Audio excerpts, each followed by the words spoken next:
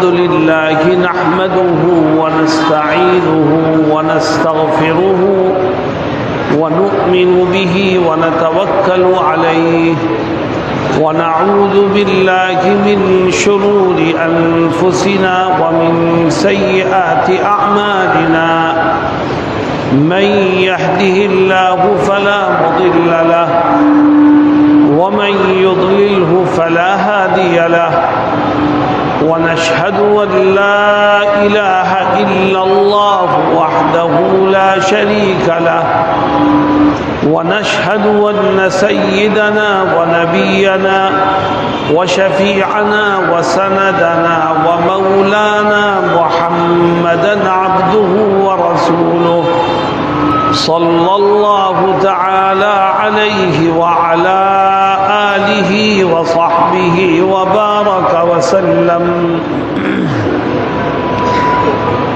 أعوذ بالله من الشيطان الرجيم. بسم الله الرحمن الرحيم.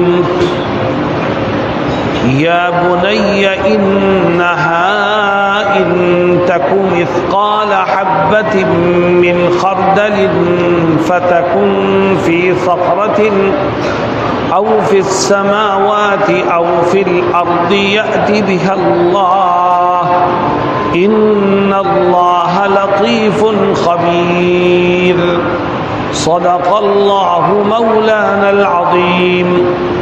تیز ہے آواز کم کرو، آواز بہت تیز ہو رہی ہے، کچھ سمجھ میں نہیں آ رہا.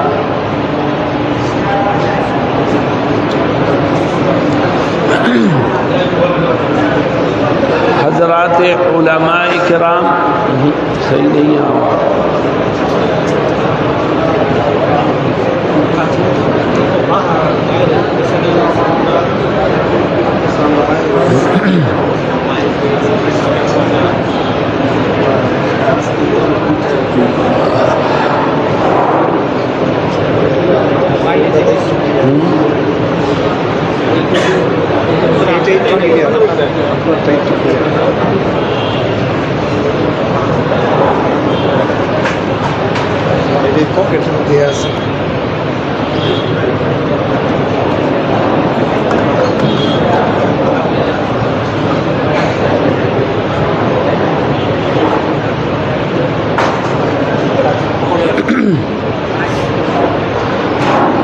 حضرات علماء کرام،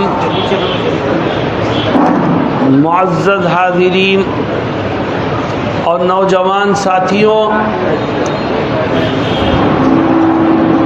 آج کا دن بڑا مبارک دن ہے اور بڑا مبارک وقت ہے. اللہ رب العزت اس مبارک دن میں اور مبارک وقت میں ہمارے اس مل بیٹھنے اور جمع ہونے کو قبول فرمائے.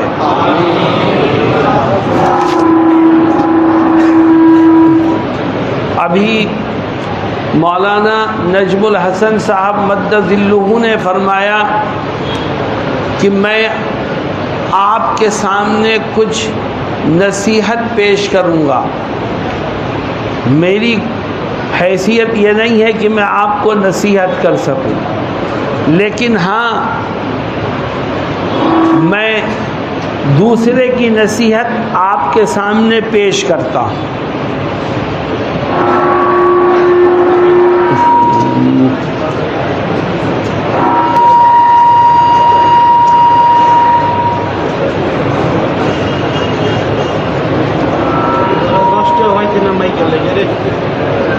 عزیز ساتھیوں،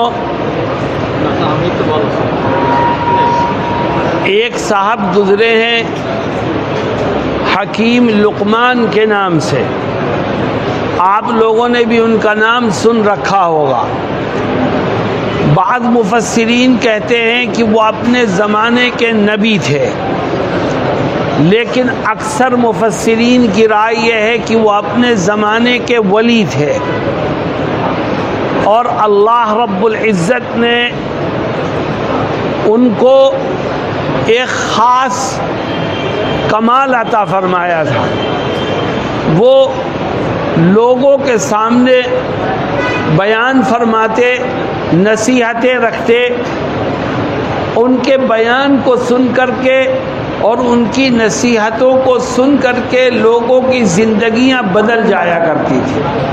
اور جب حضرت لقمان کے بیان کا وقت ہوتا تو لوگ دور دور سے ان کا بیان سننے کے لیے لمبا لمبا سفر کر کے آتے تاکہ ان کی محفل میں شریک ہو کے ان کی زبان سے نکلی ہوئی باتوں کو سن سکیں اور اپنی زندگیوں کو سدھار سکیں. انہوں نے اپنی زندگی کے آخری وقت میں اپنے بیٹے کو کچھ نصیحتیں کی تھی. لقمان نے زندگی کے آخری وقت میں اپنے گھر کے کسی کمرے میں بیٹھ کر اپنے بیٹے کو کچھ نصیحتیں کی. وہ نصیحتیں کتنی فائدے کی ہیں، کتنے کام کی ہیں، کتنی قیمتی ہیں، اس کو سمجھنے کے لیے اتنا ہی کافی ہے کہ اللہ رب العزت نے حضرت لقمان کی وہ نصیحتیں جو انہوں نے اپنے بیٹے کو کی تھی، اللہ نے ان نصیحتوں کو جوں کا توں پورا کا پورا قرآن کریم میں ذکر فرما دیا. گویا اللہ نے اس کی طرف اشارہ کیا کہ لقمان کی یہ نصیحتیں صرف اس کی بیٹے کے لیے ہی مفید نہیں ہیں، بلکہ حضرت لقمان کی یہ نصیحتیں رہتی دنیا تک ہر انسان کے کام آنے والی ہیں. اس لیے خدا نے قرآن میں ذکر کر دیا جب تک چاند سورج رہے گا قرآن رہے گا، اور جب تک قرآن رہے گا حضرت لقمان کی یہ نصیحتیں بھی موجود رہیں گی. میرے دوستوں، ان نصیحتوں میں سے میں آپ کے سامنے 4 نصیحتیں ذکر کرتا ہوں، مگر میری ایک شرط ہے، اور وہ شرط یہ ہے کہ اللہ کے اس گھر میں بیٹھ کر یہ عہد کرو کہ ہم ان 4 نصیحتوں کو سن کر کے ان پر عمل کریں گے. میرے دوستو، سب سے پہلی نصیحت، ہر آدمی اپنے گریبان میں جھانکے کہ اس نصیحت پر عمل کر رہا ہے کہ نہیں. فرماتے ہیں یا بنی انہا ان تک مثقال حبۃ من خردل فَتَكُنْ فِي صَخْرَةٍ أَوْ فِي السَّمَاوَاتِ أَوْ فِي الْأَرْضِ يَأْتِ بِهَا اللَّهُ. کہتے ہیں اے میرے بیٹے، میری ایک بات ذہن میں رکھنا، اور وہ بات یہ ہے کہ ہمیشہ یہ یاد رکھ کہ تو نے دنیا میں کوئی چھوٹے سے چھوٹا گناہ کیا، چھوٹے سے چھوٹا عمل کیا، وہ گناہ رائی کے دانے کے برابر ہے، اور وہ رائی کا دانہ زمین میں کہیں دھسا ہوا ہے یا آسمان کے گوشے میں لوگوں کی نظروں سے پوشیدہ ہے، تو یا تو بے فکر مت ہو، کل قیامت کے دن خدا تیرے اس چھوٹے سے گناہ کو بھی تیرے سامنے پیش کر دے گا. خدا کی نظروں سے کوئی چیز چھپی نہیں ہے. حضرت لقمان اپنے بیٹے کو کیا نصیحت کر رہے ہیں کہ جب کوئی کام کر تو یہ سوچ کے کر کہ کل اس کا حساب دینا پڑے گا. آنکھ سے کچھ دیکھ تو یہ سوچ کے دیکھ کہ کل اس کا حساب دینا پڑے گا. کان سے کچھ سن تو یہ سوچ کے سن کہ کل اس کا حساب دینا پڑے گا. زبان سے کچھ بول تو یہ سوچ کے بول کہ کل اس کا حساب دینا پڑے گا. انسان کے دل میں اگر حساب و کتاب کا یقین بیٹھ جائے تو خدا اس کو گناہوں سے بچنے کی توفیق عطا فرمائے گا. اور جب انسان کے ذہن سے حساب کا خدا کے سامنے کھڑے ہو کر جواب دینے کا تصور نکل جائے تو پھر انسان میں اور جانور میں کوئی فرق نہیں ہے. چنانچہ قرآن کہتا ہے انسان اور جانور میں کوئی فرق نہیں ہوتا جب وہ آخرت سے بے فکر ہو جاتا ہے. وَلَقَدْ ذَرَأْنَا لِجَهَنَّمَ كَثِيرًا مِّنَ الْجِنِّ وَالْإِنسِ لَهُمْ قُلُوبٌ لَا يَفْقَهُونَ بِهَا وَلَهُمْ أَعْيُنٌ لَا يُبْصِرُونَ بِهَا وَلَهُمْ آذَانٌ لَا يَسْمَعُونَ بِهَا أُولَئِكَ كَالْأَنْعَامِ بَلْ هُمْ أَضَلُّ. اللہ کہتا ہے کہ میں بہت سے انسانوں اور جناتوں کو جہنم میں جھونک دوں گا. کیوں؟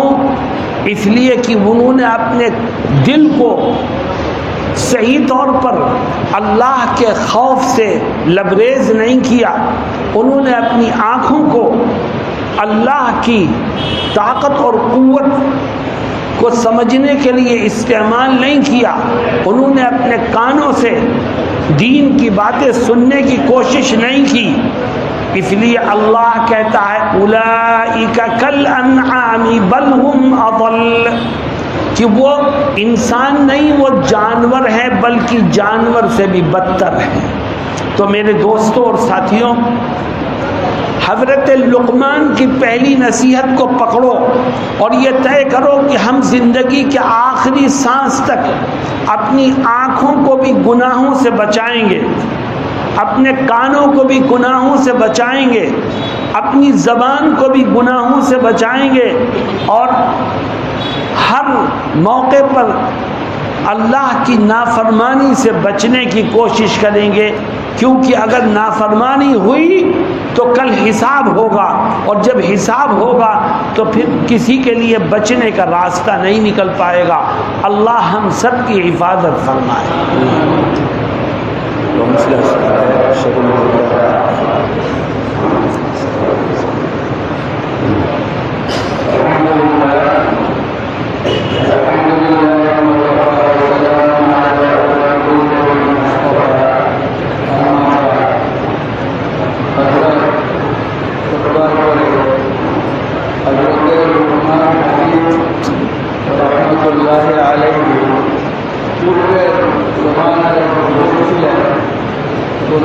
মুফাসসিরিনের বক্তব্য যদি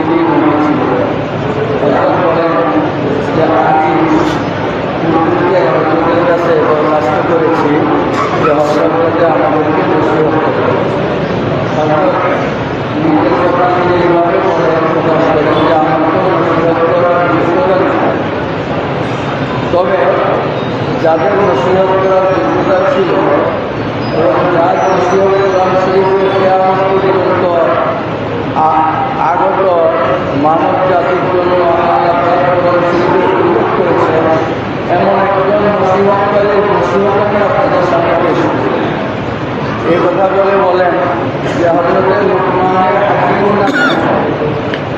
ও পূর্বের জমানায় এক বুজুর্গ ছিলেন, তিনি মানুষকে নসিহত করতেন, তিনি মানুষকে নসিহত করতেন এবং তার নসিহত শোনার জন্য দূর দূরান্ত থেকে লোকজন এসে জমা হইত।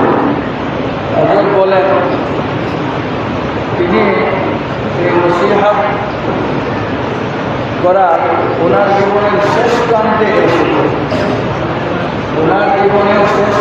এসে নিজের পরিবারের লোকজনকে কিছু নসিহত করেছেন। সেই নসিহতগুলো 4টা নসিহত আমি হযরত বলেন আমি আপনাদের সামনে পেশ করব, তবে শর্ত হলো এইটা, আপনাদেরকে ওয়াদা করতে হবে যে এই 4টা নসিহতের উপরে ইনশাআল্লাহ আমরা আমল করব। এই ওয়াদা করার পরে হযরত কোরআন শরীফের এই আয়াতটা আরেকবার উল্লেখ করেন, ইয়া বুনাইয়া লুকমান হাকিম ওনার ছেলেকে আদর করে ডাকবেন, ইয়া বুনাইয়া ও আমার আদরের ছেলে, তুমি কান খুলে শোনো, ইন্নাহা ইনতাকু মিসকালা হাববাতিন মিন খারদালিন ফাতাকুন ফি সাখরাতিন আও ফিস সামাওয়াতি আও ফিল আরদি ইয়াতি বিহা আল্লাহ। তুমি যদি সামান্যতম তিলের চেয়ে ছোট হয়ে যাও, অথবা তোমার গুনাহ যদি তিল পরিমাণ ছোট হয়, আর সেটাকে যদি তুমি আকাশে গোপন করো, পাহাড়ের নিচে গোপন করো, জমিনের নিচে, সাগরের নিচে গোপন করো, আল্লাহ পাক যদি তোমাকে তোমার গুনাহকে উঠায় আনতে চায়, তাহলে আল্লাহ পাক তোমার সামনে কিয়ামতের দিন সেই গুনাহ ছোট তিলের চেয়ে তিল ছোট গুনাহটাকে সামনে নিয়ে আসবে। এই কথাটা আমার আপনার সকলের ইয়াকিন হইতে হবে যে আমার আপনার সমস্ত কৃতকর্ম আল্লাহ পাকের সামনে, আল্লাহ পাকের কুদরতে। হযরত বলেন যে যারা আল্লাহ পাকের এই নাফরমানি করে তাদের মধ্যে আর জীবন মধ্যে কোনো পার্থক্য নাই।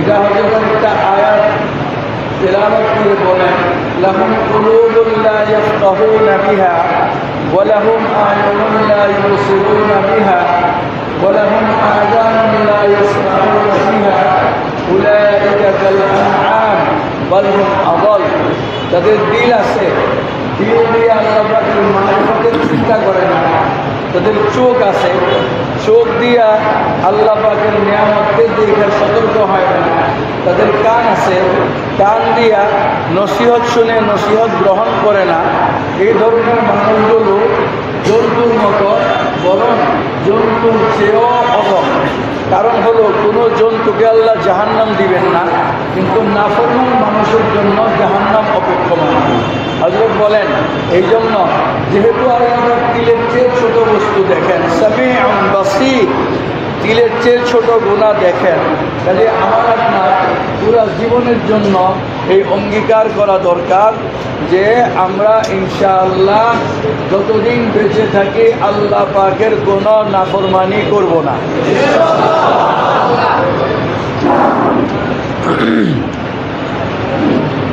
يا بني أقم الصلاة وأمر بالمعروف وانهى عن المنكر.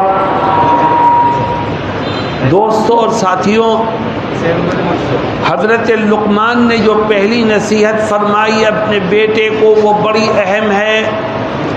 آج مسلمان نوجوان کے ہاتھ میں موبائل ہے اور وہ اس کا مس یوز کر رہا ہے۔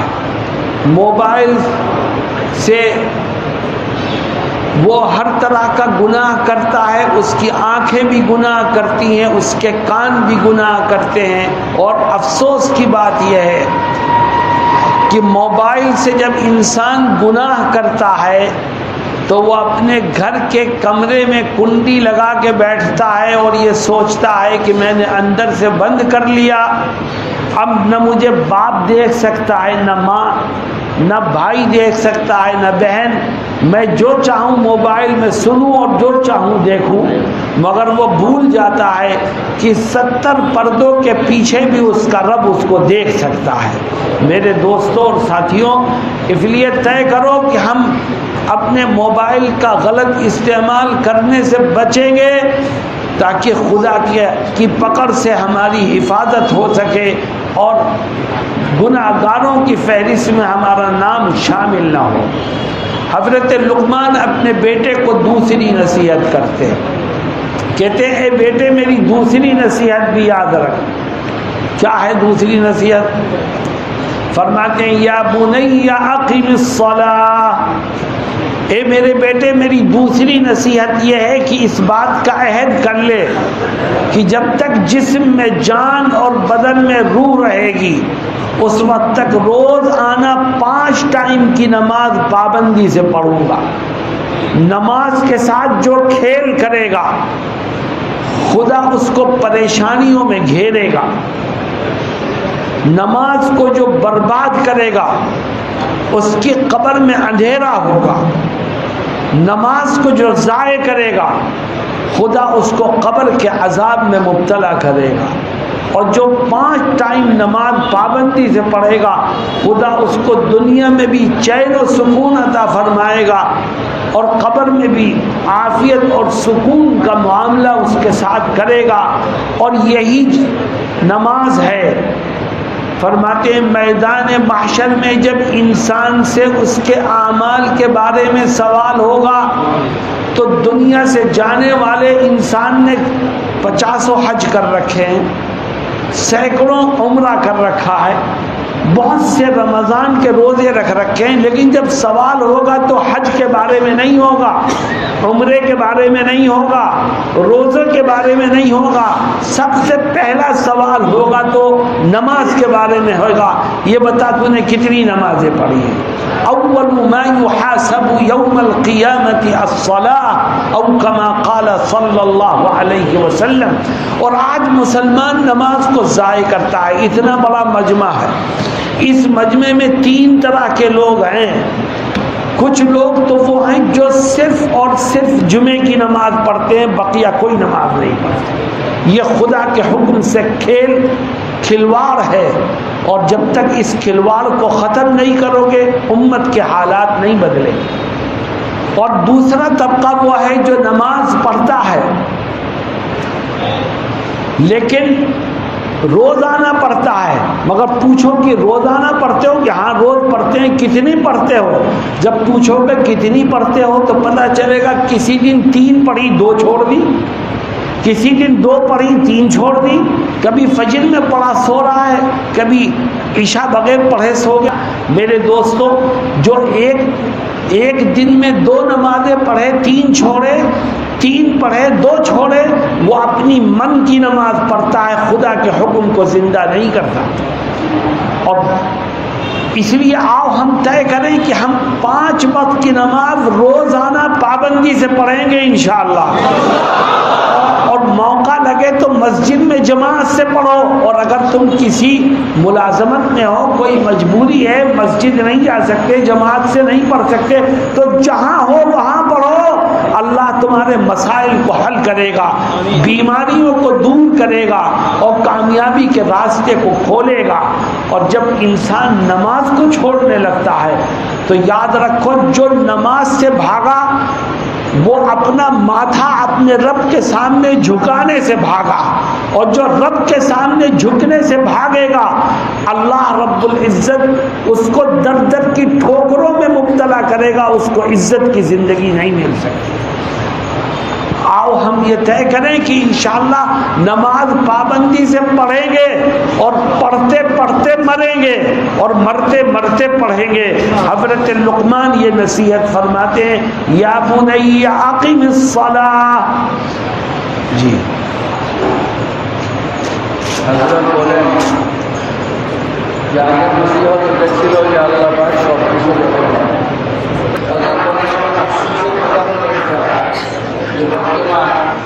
মাল্টিমিডিয়ার যুগে, ইউটিউবের যুগে, ফেসবুকের যুগে ছেলেমেয়েরা মোবাইল হাতে নিয়ে ঘরের দরওয়াজা বন্ধ করে যাওয়া যারা আছে ভাইদের খুব ভালো করে শোনার কথাটা দরজা বন্ধ করে যা ইচ্ছা তাই শুনে, যা ইচ্ছা তাই সে মনে করে যে আমাকে কেউ দেখতেছে না। আব্বা আমার যখন জিজ্ঞেস করে তখন বলে যে আমি হোমওয়ার্ক করতেছি, আমার পড়া আমি নেট থেকে বের করে পড়তেছি, আসলে গুনার কাজ করতেছি। হযরত বলেন, তোমার বাবা দেখতেছে না, তোমার মা দেখতেছে না, দুনিয়ার কেউ দেখতেছে না, কিন্তু 70 পর্দা প্রকারে আল্লাহ পাক ঠিকই দেখতেছে, আল্লাহ পাক ঠিকই দেখতেছে। এই জন্য আল্লাহর ভয়, আল্লাহর খৌফ যে হৃদয়ের মধ্যে আছে, এবং আল্লাহ পাকের তার আছে যে আমাকে তো আল্লাহ দেখতেছেন, কিভাবে গুনাহ করি। এই চোখ তো আল্লাহ দিছেন, এই কাম তো আল্লাহ আমাকে ফিরিয়ে দিচ্ছেন, আল্লাহ নিয়ামতের শুকরিয়া আদায় করার জন্য, আল্লাহর নাফরমানি করার জন্য না, তাহলে সে সেই কাজ থেকে বিরত থাকে। এখন বলেন হযরত লুকমান হাকিমের দ্বিতীয় নসিহত যে ইয়া বুনাইয়া আকিমিস সালাহ, ও আমার আদরের সন্তান, নামাজ পড়ো, নামাজ ছেড়ো না, নামাজ পড়লে দুনিয়ার শান্তি, আখিরাতের শান্তি। হযরত লুকমান হাকিম বলেন যে নামাজ পড়ো। হযরত বলেন যে নামাজের ব্যাপারে মুসলমান 3 ধরনের আছে। এক ধরনের মুসলমান আছে পাবন্দির সঙ্গে নামাজ পড়ে, আরেক ধরনের মুসলমান আছে শুধু জুমার নামাজ। আমাদের এমপি সাহেব আসতেছেন, আমরা একটু জায়গা করে দিই।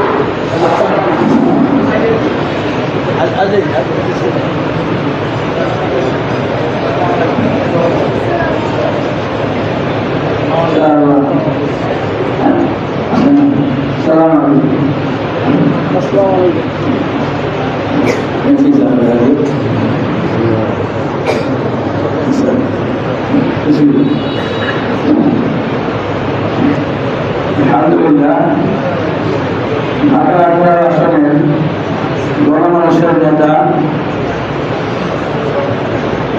সম্মানিত সংসদ সদস্য, আমাদের সকলের প্রিয় আদিল হাসান হানিফ সাহেব তশরিফ এনেছেন। মোবারক মাহফিল আলহামদুলিল্লাহ দুইটা মাদ্রাসার উদ্বোধন হবে। প্রধান অতিথি আমাদের এখানে উপস্থিত হয়েছেন, আরো অনেক অতিথিবৃন্দ এখানে আসছেন, বিভিন্ন পর্যায়ের নেতৃবৃন্দ আসছেন, এলাকার সম্মানী হুজুরগানে তিনি আসছেন, অনেক দূর দূরান্ত থেকে অনেক সম্মানী মানুষ আসছেন। ঢাকার প্রত্যন্ত অঞ্চল থেকে অনেক ওলামা একরাম আসছেন, বড় বড় মাদ্রাসার পরিচালক বৃন্দ মুহতামিমিন হাজারাত আসছেন। আপনাদের এখানে অনেক বড় বড় ওলামা একরাম বসে আছেন। আলহামদুলিল্লাহ আরেকটা মাদ্রাসা আকবর বন্ধু এই জায়গাটা দিলেন, ওনার বড় ভাই সেরানিগঞ্জে 4.5 বিঘার উপর আরেকটা মাদ্রাসা করছেন। হ্যাঁ, আল্লাহ মুফতিউর রহমান সাহেব এখানে উপস্থিত আছেন, আমার সাহাব মাসুদ ভাই এখানে উপস্থিত আছেন, আরো অনেক গণ্যমান্য ব্যক্তি এখানে আছেন যাদের নাম বলে শেষ করা যাবে না। আমি সকলকে এই মাদ্রাসার পক্ষ থেকে, জামিয়াতুন নূর কাসিমের পক্ষ থেকে এবং রওজাতুস সালেহাত উসমানিয়া মহিলা মাদ্রাসার পক্ষ থেকে আমাদের যারা কাউন্সিলর সাহেবের নিজের ভিটাটা নিজের বাড়িটা মাদ্রাসার জন্য অর্থ করে দিচ্ছে। তো আমরা এই সমস্ত মানে দারাজ দিন প্রশস্ত হৃদয়ের মানুষগুলোর জন্য দোয়া করব। আমাদের যারা হাফিজ সাহেবের বাড়িতে একটা মাদ্রাসা দেখেন, আলহামদুলিল্লাহ আমাদের সম্মানিত নায়ক সাহেবের বাড়িতে একটা কওমি মাদ্রাসা, আমাদের এমপি মহোদয়ের বাড়িতে একটা কওমি মাদ্রাসা, আমাদের কাউন্সিলর সাহেবের বাড়িতে ওনার আপনার জানেন না ওসমানিয়া কওমি মাদ্রাসা ছিল, এখন একটা মহিলা মাদ্রাসার জন্য অফার করে দিয়েছেন, নাম রাখা হয়েছে রওজাতুস সালেহাত উসমানিয়া মহিলা মাদ্রাসা। 1 বিঘার উপর জায়গা। আমাদের আল্লাহ আলিয়াপুর ভাই উনি ওনার বাড়ি সহ 3 তলা 4 তলা বিল্ডিংটা সহ যতটুকু জায়গা ছিল পুরোটা মাদ্রাসার জন্য অফার করে দিয়েছেন। আমরা এই সমস্ত মানুষের জন্য হযরত আজকে দোয়া করবেন, হযরত ভক্তি রাখবেন। আমাদের গণমানুষের নেতা জনাব হাবিব হাসান আহমেদ সাহেব ভক্তি রাখবেন। আমরা ইনশাআল্লাহ সকলের জন্য আমরা এই প্রতিষ্ঠান দলের পক্ষ থেকে সমস্ত মেহমানদেরকে স্বাগত জানাই। হযরত বলতেছিলেন যে দেখো নামাজ অনেক মুসল্লি আছে শুধু জমা করে, অনেক মুসল্লি আছে প্রত্যেকদিনই পড়ে, সুযোগ পেলে বলতে পড়ে, সুযোগ পেলে কিমাত করে, 5 ওয়াক্ত জামাতের সঙ্গে পড়ে না। হযরত বলেন দেখো নামাজের সর্বপ্রথম আমাদের হিসাব হবে, যার নামাজের হিসাব সোজা তার সারা হিসাব সোজা, যার নামাজের হিসাব কঠিন তার সারা জিন্দগির হিসাব কঠিন। এই জন্য হযরত মুসলমান ভাইদের প্রতি আরজ করেন যে আসেন আমরা আজকে অঙ্গীকার করি যে 5 ওয়াক্ত নামাজ ইনশাআল্লাহ মরতে মরতে পড়বো, পড়তে পড়তে মরবো।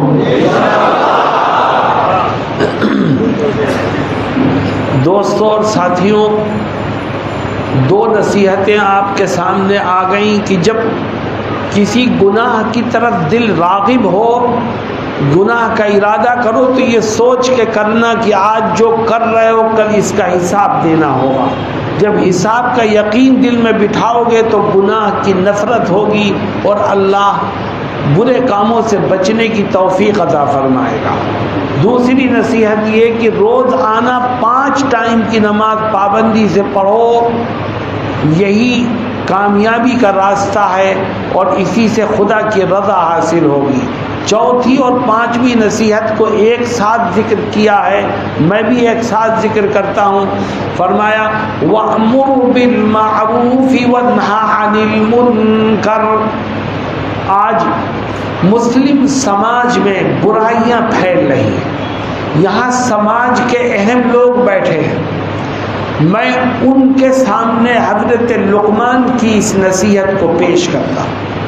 हजरत लुकमान अपने बेटे से कहते हैं कि ए बेटे समाज को सुधारने की कोशिश कर, अपने घर से कोशिश शुरू कर, महल्ले से, पड़ोस से, समाज से इब्तिदा कर और 2 काम कर समाज को सुधारने के लिए। पहला काम वअमुर बिल मारूफ, जो अच्छी बातें हैं, जो भलाई की बातें हैं, जो इंसानियत की बातें हैं, जो देश को तरक्की दिलाने वाली बातें हैं, वो समाज के एक एक फर्द तक पहुंचाने की कोशिश कर।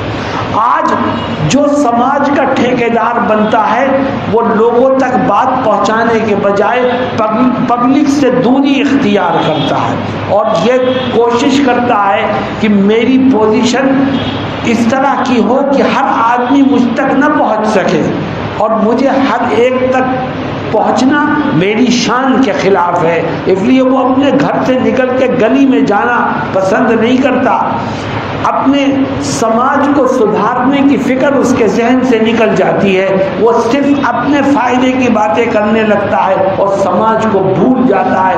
ایسے لوگوں کی کل خدا کے ہاں پکڑ ہوگی۔ وَأْمُرْ بِالْمَعْرُوفِ، جو بھلائی کی باتیں، اچھی باتیں، دین کی باتیں، دنیا کی نفع کی باتیں تیرے علم میں ہیں وہ دوسروں تک پہنچا، تبھی سماج کے اندر سدھار پیدا ہوگا۔ اور فائدہ کیا ہوگا اس کا فائدہ یہ ہوگا کہ تو نے بھلائی کی باتیں دوسروں تک پہنچائیں، تجھ سے سن کر کے جو شخص بھی، ایک آدمی، 1000 آدمی، جتنے آدمی بھی تجھ سے سن کر کے اس پر عمل کریں گے، رب ذوالجلال ہر ایک کے اجر و ثواب میں تجھ کو بھی برابر کا شریک بنا دے گا۔ میرے دوستو، دوسرا کام سماج کو سدھارنے کا کیا ہے؟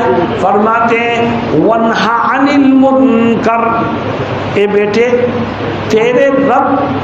تیرا رب کیا چاہتا ہے؟ حضرت لقمان اپنے بیٹے سے کہتے ہیں کہ خدا یہ چاہتا ہے اور میں تجھ کو یہ نصیحت کرتا ہوں کہ تیرے سماج میں، تیرے گھر میں، تیرے پڑوس میں جب کوئی گناہ ہو تو تو گناہ کرنے والے کو گناہ سے روکنے کی کوشش کر، کیونکہ تو اگر نہیں روکے گا تو آج ایک آدمی گناہ کر رہا ہے، کل 2 آدمی گناہ کریں گے، پرسوں 3 آدمی گناہ کریں گے، اور سماج کے اندر خرابی پیدا ہوگی، اور جب سماج بگڑ جائے گا تو پھر خدا کی پکڑ سے ہم میں سے کوئی نہیں بچ سکتا۔